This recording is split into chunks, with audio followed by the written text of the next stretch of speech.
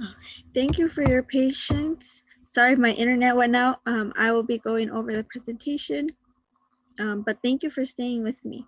So let's get started with what can be found on the syllabus. And I will be monitoring once again the chat. And I do want to add that I will not be showing my video, just I'll be showing the PowerPoint just to see if that will help me not losing my internet connection again, okay? So let's get started. Okay, so I will be going over, we already went over what is a syllabus, how it can help us throughout the semester to plan accordingly to what is going to happen in the class. And it's usually given the first day of class. Okay. Now, what is found on the syllabus? Well, you'll be able to find the professor's name, the office hours for the class, the professor's contact information, and the course title, the description of course assignments, class expectations, calendar of dates and deadlines for course, text and supplies, attendance policies, grading scale, and student code of conduct. And all of this is super important to have because this one is basically outlining what the professor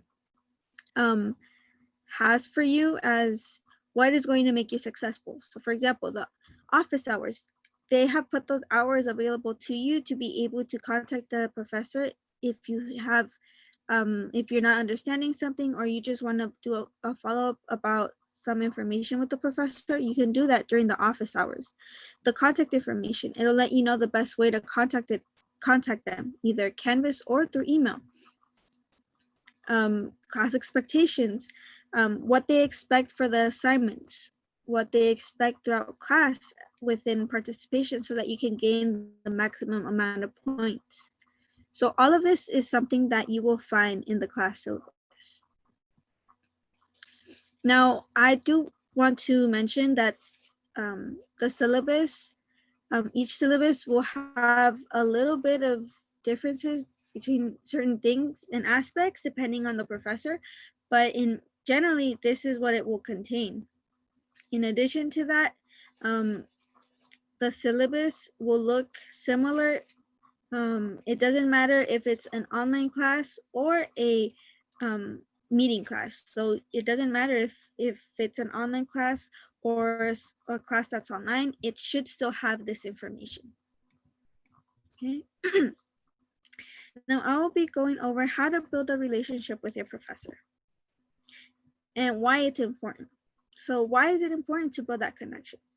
Well, it gives you the opportunity to improve your coursework. So let's say you're having an issue with the math class, you can connect with your professor during the office hours or maybe through email, make an appointment, and that way you can connect with them and ask them for help. To this, you always want to make sure you know the best way to contact them, because some professors prefer Canvas over email and vice versa. And if let's say they don't use Canvas to receive emails, then your message might get lost because they don't use Canvas. So always check that. When you're writing that email, make sure that your email is clear and professional and that you always include your class and the CRN for that class so that the professor knows what class you are in, because they do have multiple classes. So keep that in mind. And do not be afraid to ask these questions. They can also help you build references because remember, for me, my major was in accounting. So I was very interested in how that worked, who I could work with, what connections I could make. And the best ones who knew that were my professors because they had been in the field before. They know what to look for. They know what professionals and companies are looking for. So if I understand what they want and I can work with my professor, this can help me network with them and also build references. So if the professor knows my work, if I'm working with him directly, I can build those references not only for a career after, but also if I'm trying to apply for scholarships. If they see how hardworking I am, if they see how hardworking and interested you are in the field, they can do the same for you. Not only building those references to get a letter of recommendation, maybe for a job, but also for a scholarship. And then that also overlaps with career. They can really help you find what you really love about the career choice that you're pursuing. So depending on, for example, for me, I really was into the numbers, the filing, the spreadsheets, but other people may be there to help other people. So it is very helpful to build that connection with your professor, because remember, they were working in the field, or at least taking classes in that subject for a lot of years, so many years that they were able to get their PhD. So they have that experience and they know what companies are looking for, and that's what they aim to teach you. Okay, once again, this is how you would build a connection. So you want to introduce yourself, email them. Right now, because you can't meet in person, just email them, introduce yourself. I recommend introducing yourself maybe before the class starts, if it's an online in-meeting class, so through Zoom, or you can email them and introduce yourself. Hey, professor, my name is, I'm really interested in your class. Once again, know the best way to contact them. You can always find that in the syllabus. And don't hesitate to communicate and participate, because there's nothing like having someone else communicating with you, letting you know what you don't understand and what you do understand. So what are office hours, and what's the best way to utilize these office hours? Well, office hours are the times outside of the class that the professor has specifically scheduled to address any student questions or concerns. So when you attend these office hours, you can ask questions, get clarification on assignments if you have any questions. Maybe you can get feedback from exams or papers that you have written. And you can even communicate with your professor if you're struggling in any area. Maybe you're not understanding a certain concept, or maybe it's just that you're struggling in life. There's something going on that maybe it's not helping you achieve your goals. The professor is, most of them are willing to work with you, and remember, they want you to succeed. They've been students too, so they understand the struggles behind being a student. Some of you are working full time, and on top of that, if you have kids at home, you are teaching them at home, you're homeschooling them. So that's another hurdle that you are jumping. So professors understand that, and so they are willing to work with you. So I recommend communicating with your professor if you're struggling academically or just in life. Now, I want to go over some time management and study skills. And sorry if I'm rushing due to the time. You feel free to put it in the chat if you have any questions or comments on what I'm going over. Okay. So now the importance of time management. So it is important because as adults, we have many roles and responsibilities in life that we have to make time for. And so we need to learn how to manage these obligations and times appropriately to not get overwhelmed and lose sight of our goals, because it's easy when you have a lot of stuff to do to forget about other things that are important or leave things last minute. That's why we always recommend you to have a calendar or some sort of planner, because it's such a useful tool that helps you manage your time in life. It also will help you avoid burnout, feeling overwhelmed or overly stressed, and can help you in the end, at least academically, to study more efficiently. And as I said before, some of your parents, you're having to coordinate your children's school time versus your own class time. So this will definitely help you not only be a little bit more organized, but also help you outline your week and plan better to fulfill everything you want to. Okay, so here are some examples of calendars. And the cool part about having a calendar is that there's no wrong or right way. It's wrong if it isn't working for you. That's the wrong type of calendar. But other than that, if it works for you, then it works for you. That's what matters. So you have the option to have a phone calendar. You have the option to have a whiteboard dry erase calendar. You can have a notebook calendar where you're the one drawing out the calendar so that you can outline it or format it the way you like. You have also have a Google Calendar. So that one is another online calendar that you can use, and it's free. Then you have the online free calendars. Once again, there's a lot of them that are online. There's a lot of them that are printable as well. So if you have access to a printer, you can also print them out and then just adjust them accordingly, draw on them. You can also invest in a planner. There are different types of planners in the market, and some of them are even you're able to design them according to your liking. So look for those. Passion Planner is a good one. And then you have Canvas. So Canvas, you are able to look at your assignments there. But the cool part about that is that you yourself can add to it. You can add to your to-do list if you have any assignments, or if you have anything else that maybe it's not showing up on Canvas, you can add to it on Canvas, and it's free. So what's very helpful is to have everything in one place. That's one strategy when creating a calendar, because that way you sort of see everything outlined in one place. Of course, if you feel like it's a little overwhelming, you can always separate work, school, and personal. You can have different calendars for that. What I want to add to that though, is that it's what works for you. For me, it works to have everything together because that way I can see everything, but it can be overwhelming or it can be too much for some people. And that's understandable. Or if you have a lot of things going on, it can be too much to it, like you would fill it up too much. So then you wouldn't be able to see exactly what you need to do. So make it fun. Use colors, stickers, post-its, or keep it simple.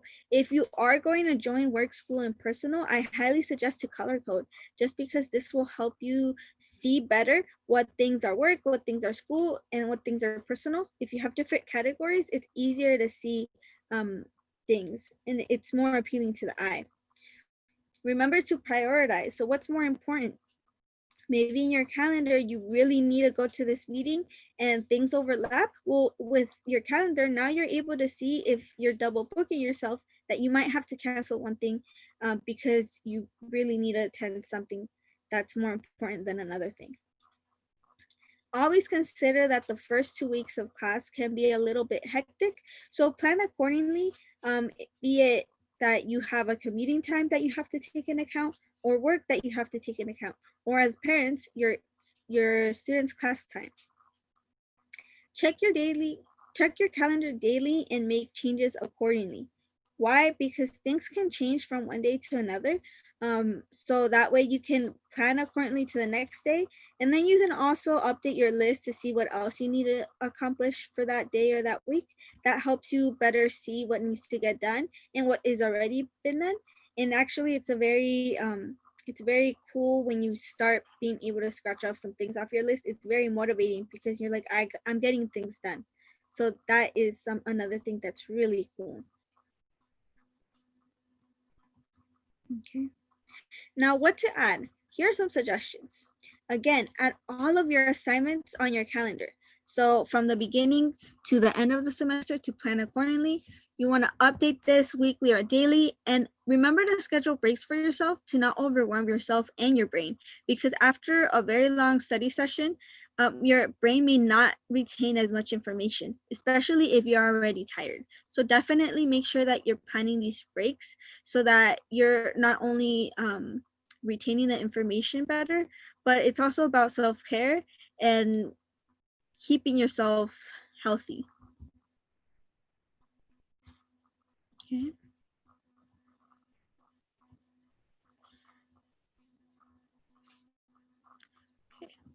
So now here are some study skill tips. Oh, sorry about that.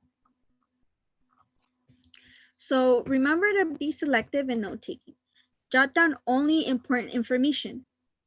Practice active listening by concentrating and thinking about what is being presented. So So active listening is when you're able to, after listening maybe to what a professor said during the lecture, you're able to repeat it back, not exactly, but in your own words and how you understood it, and that you're able to explain it effectively. So that's what we mean by active listening. Now you can schedule out timeframes throughout your week in increments, but make sure that they're spaced out so that you're able to better retain the information. Like I said before, if you're trying to memorize something in a short amount of time, you might be able to memorize it, but you're not going to be able to retain it. So you want to remember that you want to retain the information. And so that's what this graph is showing. The beginning in day one, that's when the information was presented. Well, you remember all of the information 100%, but then as time is going by, you remember less and less. Up until the day of the exam, you may not remember anything, and you may be trying to cram everything last minute, so you won't be able to recall as much even if you review your notes. But if you are reviewing a little bit every day, so 10 minutes, maybe just 5 minutes, you'll able to retain the information and maybe even learn new concepts if that's what you're aiming for. So that's why I highly encourage you to never wait till the last day before your exam to study, because that will stress you, and that in turn can not help you retain the information as well as you want to. Okay, so these are some learning styles. We have the auditory learner, the visual learner, the kinesthetic learner. I know we've all heard of the different learning styles, but what I want to point out here is that there is not one single learning style. It depends on how you learn, and it depends on the subject. So you may not learn math the same way that you would learn history or English or a language. So keep this in mind, that there is not one way to learn something, and it's just really finding your learning style when you're studying. Oh, sorry about that. Okay, and so here are some note-taking techniques. So identify the main idea. Don't try to write everything down. Remember, you're trying to write the main ideas only. Figure out what note-taking format works best for you. If you want to outline, Cornell, flowchart, or charting. So you can be as creative as you want. Make sure that they're organized, make sure that they're readable to you, and that they work for you. Because at the end, that's what you want. They're there to help you study and to be able to succeed in that class that you're having. Okay. So here are some a few techniques. Once again, make sure that your notes are legible. If you tend to write fast during lecture, I do that too. Rewrite your notes. Even if they're legible, rewrite them so that you're able to review the information, and then you can even add questions in the margin or on a separate piece of paper for the next class, that so that you have that to ask the professor during class. Because a lot of professors, they're like, did anyone have questions on the homework or on last class? Does anyone have any questions? And maybe during the class you didn't have any, but after you review your notes, you do. So write those down so that you're able to better understand the material. Also understand when is your best time to study, because some people prefer studying at night over morning because that's when they have the most energy. So keep that in mind.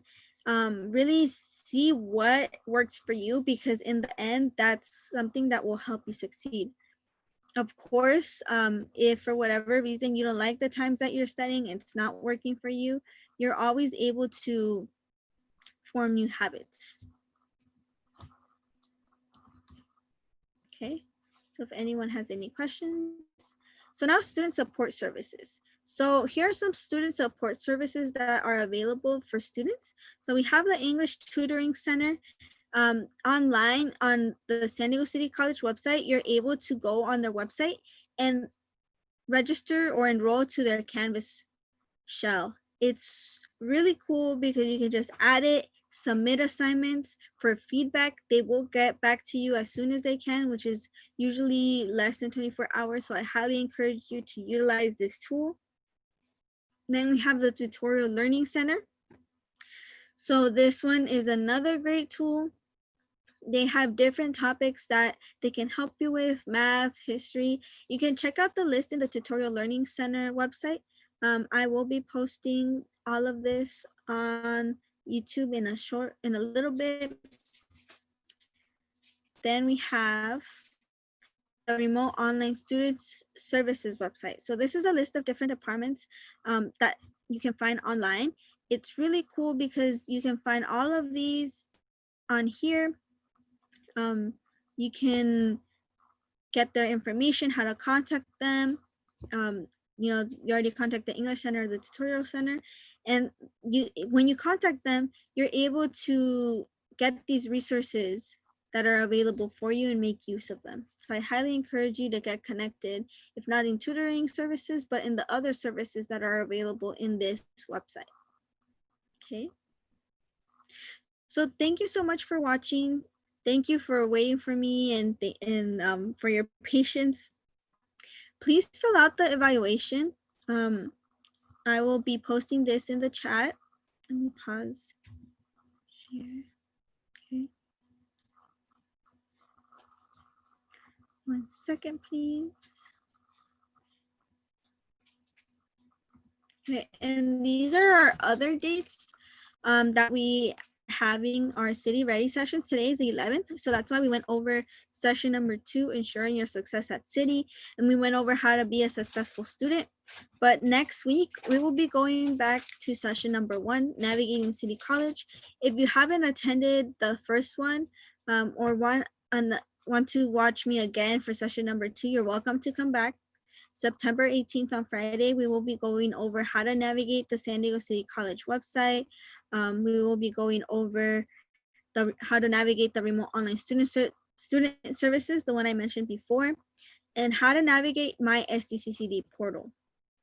We will also have Canvas navigation, just a short overview on how you can navigate that, because it's very useful for you to know how to use that, especially now that all the classes are online. I'm pretty sure that a lot of you are pros at this now, but of course we will be going over it just in case there's something that you're not sure about, so that you know and are able to use it to the max. Okay, so I will be staying if you have any questions just a few minutes while I post all of the information pages I went over so that you have access to it.